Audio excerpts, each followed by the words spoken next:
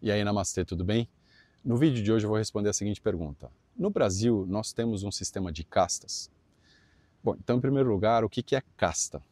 Casta é uma tradução mal feita de Varna. Então, quando eu falo em casta, eu estou pensando em Varna. E o que é isso? Isso é algo estruturante, né, da sociedade da Índia do período pré-yoga, ou seja, eu estou falando de antes de Cristo, né, no período védico.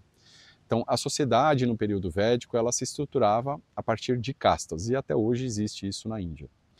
Então, havia 4 grupos principais, né, 4 castas. Então, a casta dos brahmanes, que são os sacerdotes, são as pessoas que são cuja função, né, é o contato com o divino.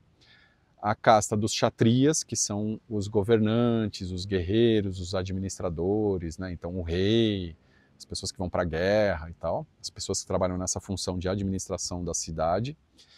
Os Vaishyas, que são as pessoas que são ligadas à economia, então os comerciantes, os agricultores, né, as pessoas que lidam com dinheiro. E os Shudras, que são a parte mais baixa da sociedade, as pessoas que são empregadas, são servos, vamos dizer assim, né, fazendo uma tradução grosseira. Então, desde épocas imemoriáveis na Índia, né, quem nascia numa família de Brahmani era Brahmani também. Quem nascia numa família de Kshatriya era Kshatriya também, e assim por diante. Então, a pessoa quando nascia, ela já tinha toda a vida dela planejada, já se sabia o que ela ia ser. Isso porque se acreditava numa ordem cósmica, ou seja, cada um de nós nasce com uma função dentro da sociedade e a gente não pode escolher essa função, a gente já nasce com isso, como se fosse um dom divino. E então a pessoa ela nascia dentro daquela determinada casta e havia castas que eram privilegiadas e outras não.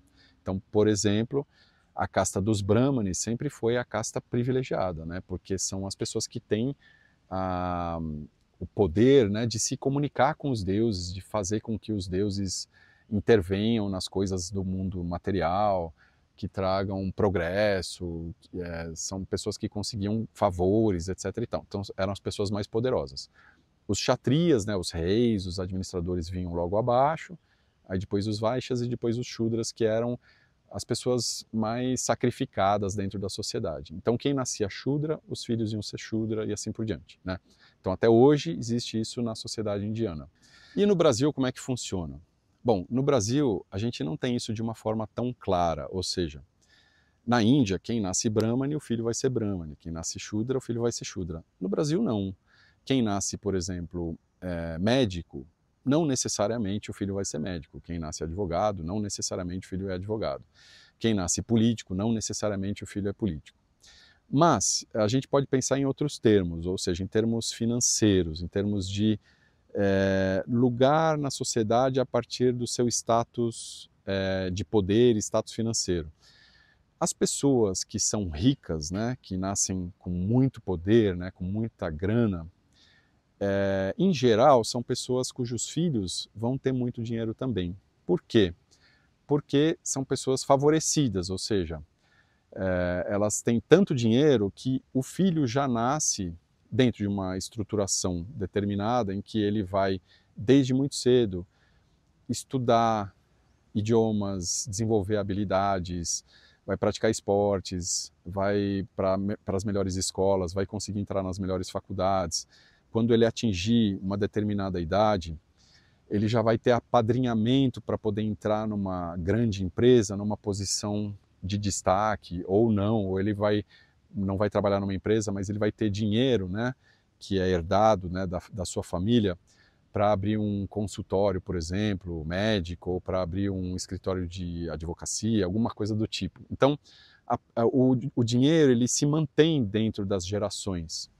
E o contrário também existe, ou seja, se a pessoa nasce muito pobre, a probabilidade é de que os seus filhos também sejam muito pobres, ou seja, aquela pessoa ela nasceu sem condições de dar aos filhos a mesma estrutura que um rico deu, né?